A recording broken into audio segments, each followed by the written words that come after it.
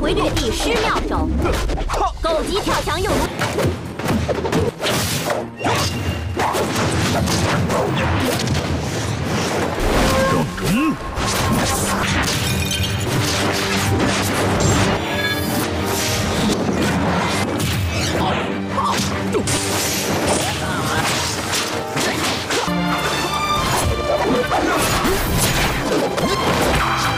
Karena keduanya samalah kuat dan hebat, Hong Qigong menurunkan satu teknik jurus penutup yang ke-36 dari 30 jurus yang sudah diajarkan pada Yoko.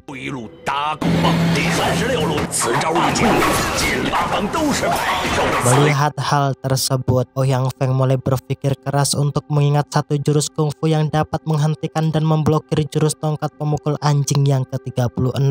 Di sini nampak rambut Ouyang Feng seketika memutih demi mengingat satu gerakan kungfu untuk menghentikan dan mematahkan serangan jurus tongkat pemukul anjing tersebut.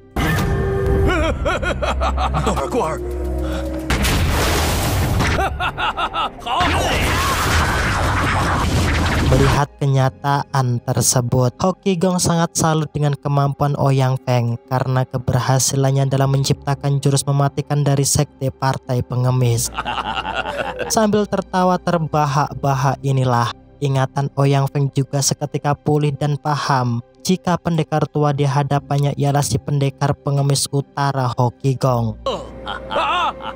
Namun secara tak disangka, di waktu yang hampir bersamaan, seorang pendekar perempuan yang bernama Qiu Yin datang di tengah-tengah mereka dengan tujuan membalaskan dendam atas masa lalu yang sudah pernah disakiti oleh Hong Qigong.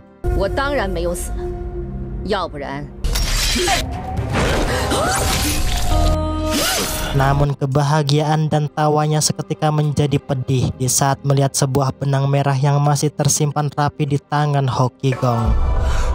Di sini Nona Qiu baru paham bahwa orang yang merawat dan menjaganya selama ia buta bukanlah mantan suaminya, melainkan Hong Qigong itu sendiri. Tak kuat menerima kenyataan tersebut, Nona Qiu memilih melakukan bunuh diri agar di alam baka ia dapat bersama dengan kekasihnya. Berselang beberapa menit, terlihat Ouyang Feng juga mengikuti kepergian Hong Qigong. Di sini dirinya sudah merasa puas dengan kehidupan yang penuh warna. Bahkan ia juga sangat bahagia bisa memiliki Yoko sebagai anak angkatnya. Sebelum menghembuskan nafas terakhir, Ouyang Feng mewejangi Yoko dengan mengatakan bahwa di dunia persilatan tak luput dari sebuah kejahatan dan percintaan. Ada kalanya cinta itu dapat menguatkan, namun cinta juga tak luput dengan sebuah luka dan kehancuran.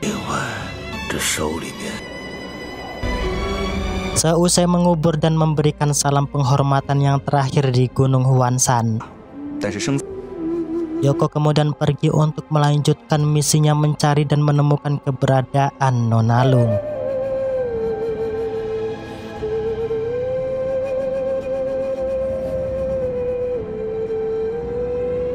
Esok harinya sesampainya di ibu kota, Yoko mendapatkan informasi bahwa saat ini para perguruan di penjuru benua sedang berkumpul untuk mengadakan rapat kompetisi bela diri. Tak ingin menyanyiakan kesempatan untuk ikut party, Yoko mengubah penampilan agar dirinya dikira dari perwakilan sekte partai pengemis. Tak berselang lama berada di dalam, lihat Gaojing perwakilan dari perguruan bunga persik, Huang Rong perwakilan tetua sekte partai pengemis, yang kemudian disusul oleh pendeta Qiu dari perguruan Quanzhen juga hadir di sana. Gaojing yang rindu dengan ponakannya, tentu ia bertanya di hadapan pendeta Qiu akan keberadaan Yoko saat ini. Pendeta Qiu yang bingung menjawab, ia memilih diam di hadapan Gaojing. Tentu dengan tiba-tiba inilah Yoko muncul di tengah-tengah mereka yang membuat pendeta Qiu dan yang lainnya terkejut. Melihat kehadiran Yoko, tentu membuat Gofu dan si kembar bersaudara sangat senang.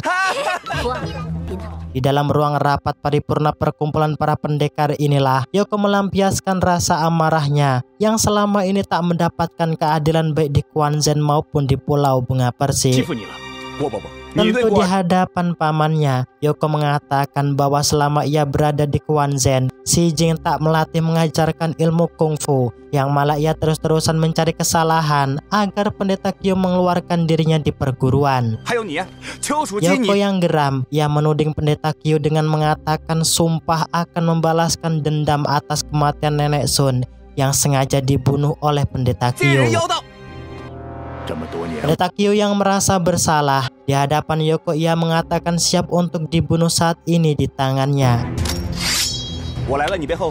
Melihat hal tersebut, Yoko seketika berkata bahwa dirimu tidaklah layak disebut sebagai guru besar di perguruan. Singkat cerita, keesokan harinya, Guofu dengan semangat menghampiri dan mengajak Yoko untuk melihat ibunya yang sedang melatih jurus tongkat pemukul anjing pada pendekar Lou Jiu. Melihat jurus yang diturunkan Huang Rong pada pendekar Lu belumlah sempurna, membuat Yoko berniat melatih pendekar Lu sebagai balas budi atas kebaikan Hokigong padanya. Tentu hal itu Huang Rong lakukan agar pendekar Lu dapat menggantikan posisinya untuk menjadi ketua sekte partai pengemis yang ke-20. Di waktu yang hampir bersamaan, Gou Jing menghampiri istrinya. Ia menasihati agar tak banyak beraktivitas, sebab saat ini Huang Rong sedang hamil anak kedua.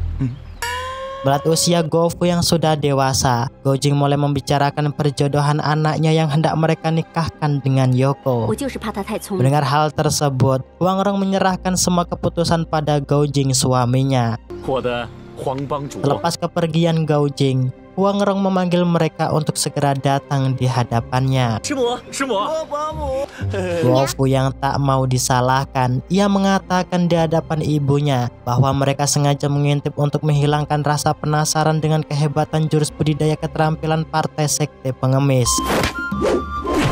Huang Rong yang memiliki penting pada Yoko, ia menyuruh Guofu dan si kembar bersaudara untuk kembali.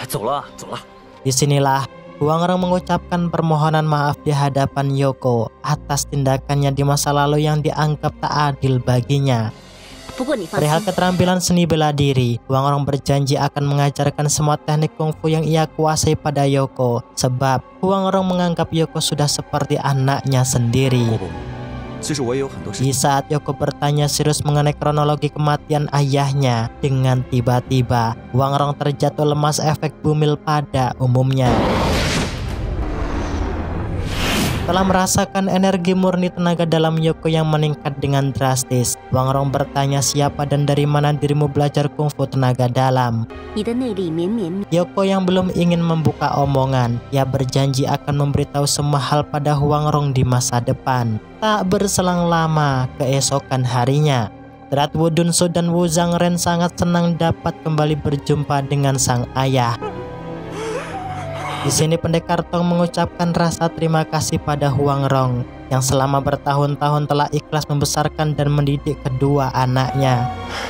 Mendengar info jika dirinya telah dijodohkan, malam harinya Guofu bertanya pada Huang Rong akan kenyataan tersebut. Mendengarkan hal itu, Huang Rong menjawab, jika dirimu setuju maka dirinya akan meridhoi menikah dengan Yoko. Tentu dengan sontak, Guofu tersenyum malu di hadapan ibunya, sebab selama ini dengan diam ia sudah memendam perasaan lebih pada Yoko. Singkat cerita, keesokan paginya Huang Rong mengumpulkan semua anggota sekte partai pengemis. Dengan menyerahkan pusaka tongkat pemukul anjing pada pendekar Lu, ia berkata bahwa mulai hari ini pendekar Lu resmi menjadi tetua sekte partai pengemis yang ke-20. Dengan adat yang unik inilah, lihat semua anggota partai sekte pengemis meludahi pendekar Lu sebagai tanda penghormatan yang tinggi padanya.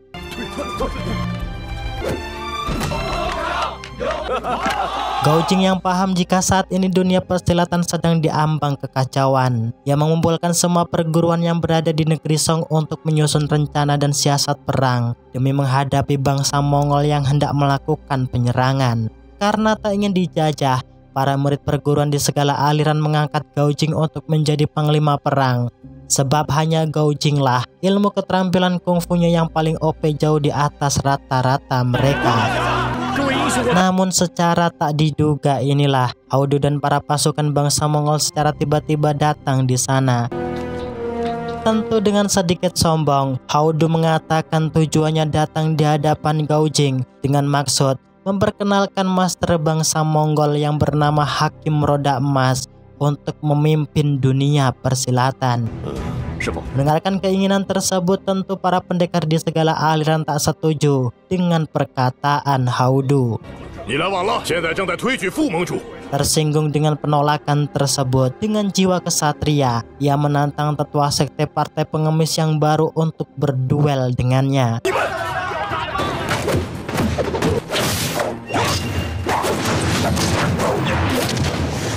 Tentu pendekar Lu dibuat tak berdaya melawan Haudu, sebab jurus teknik tongkat pemukul anjing yang dikuasainya hanyalah secrit.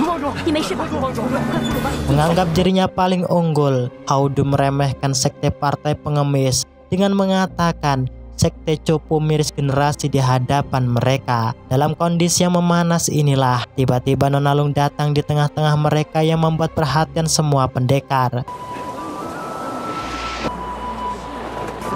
Yoko yang sangat senang dengan mode gesit, ia berlari memeluk Nonalung dengan erat di sana. Yoko yang masih ingin melampiaskan rasa kerinduan, tentu dirinya tak menghiraukan suasana tersebut yang seketika membawa pergi Nonalung masuk bercengkrama di dalam rumah.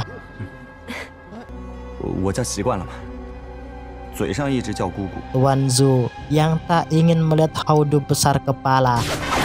Akhirnya ia maju menantang duel di putaran pertama dengan jurus teknik jari yin yang dikuasainya.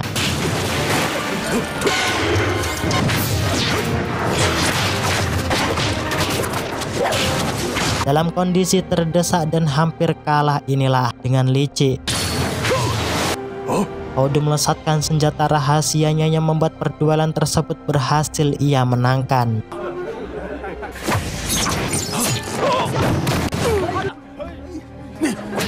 Pendekar Tong yang tak rela Haudu berbuat curang, ia menantang Darba si pendekar Tibet Barat untuk berduel di putaran kedua.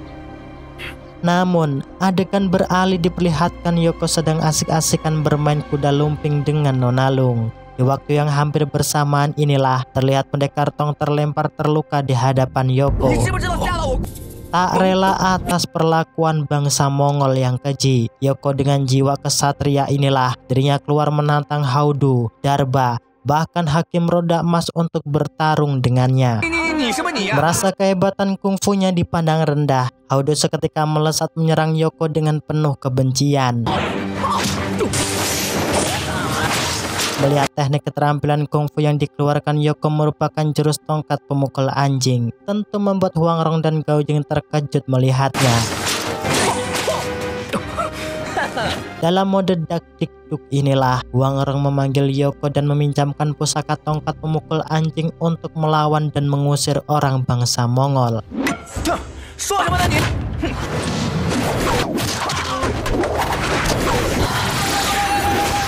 Dan benar saja, dalam waktu sekejap, Haudu dan Darba terguling tak berdaya untuk melanjutkan pertarungan dengan Yoko. Penasaran dengan jati diri serta master yang mengajari ilmu keterampilan kungfu yang dikuasai Yoko, Hakim Roda Emas bertanya padanya. Dengan spontan, Yoko mengatakan bahwa Nonalung merupakan tuannya. Mendengarkan kenyataan tersebut, Hakim Roda Emas ketika menantang sambil berkata, jika dirinya kalah, maka ia akan pergi dari hadapan mereka.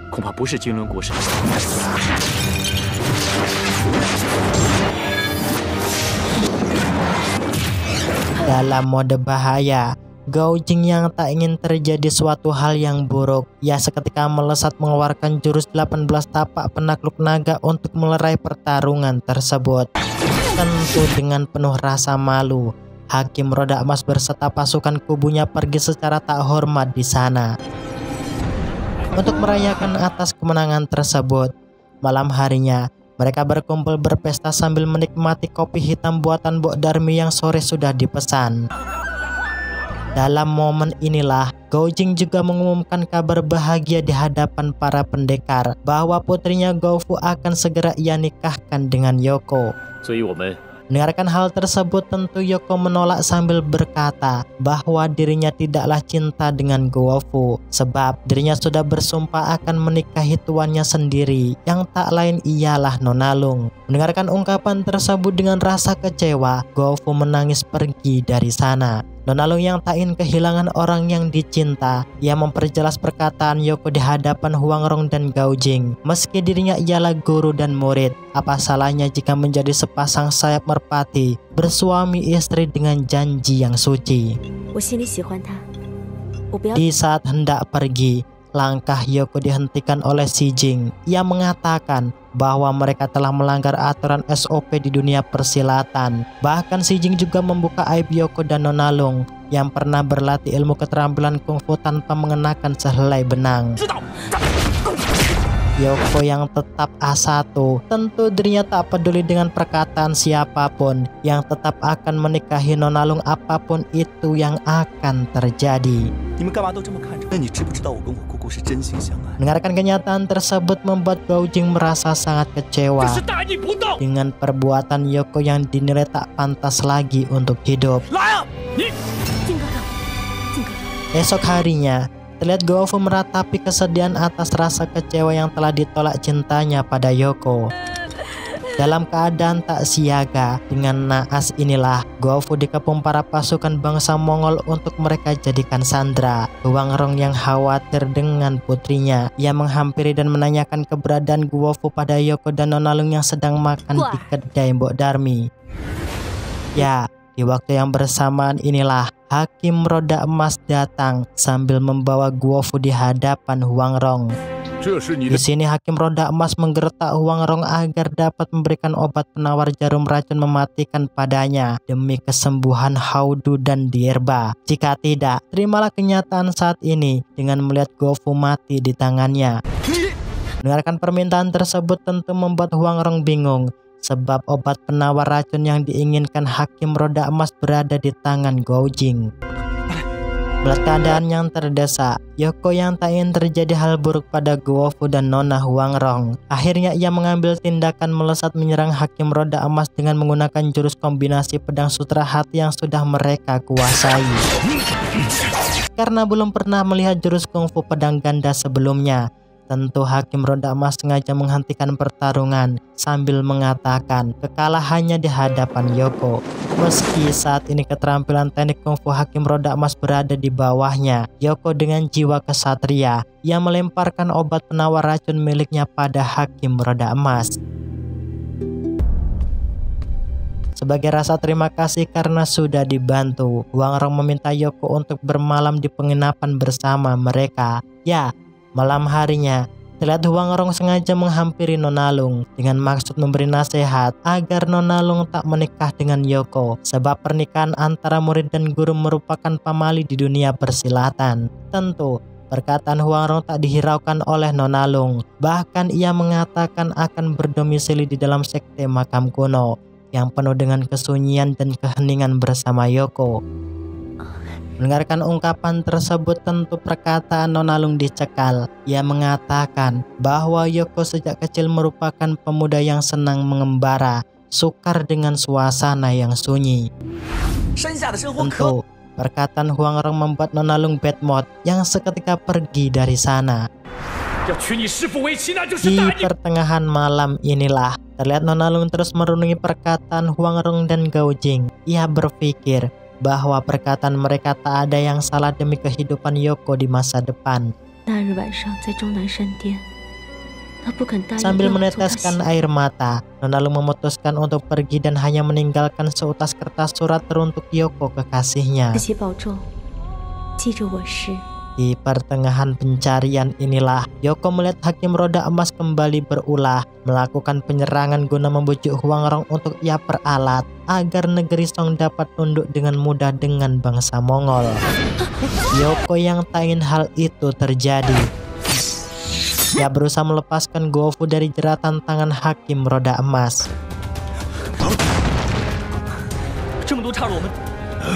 Huangrong yang penasaran, akhirnya ia bertanya pada Yoko dari mana dirinya belajar teknik jurus tongkat pemukul anjing sekte partai pengemis.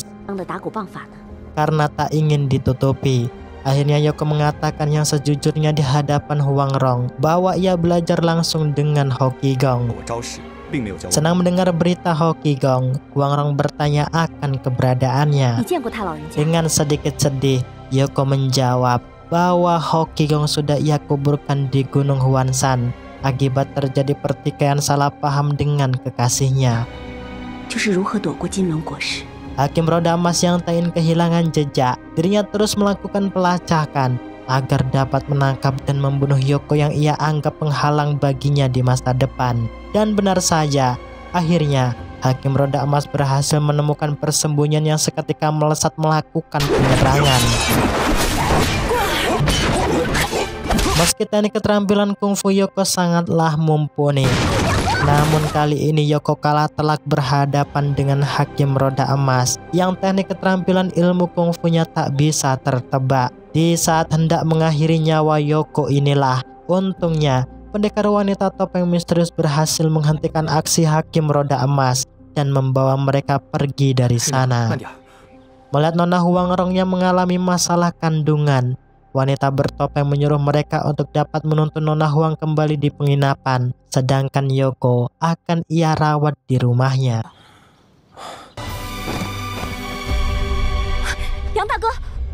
Yang大哥，你醒醒啊！杨大哥。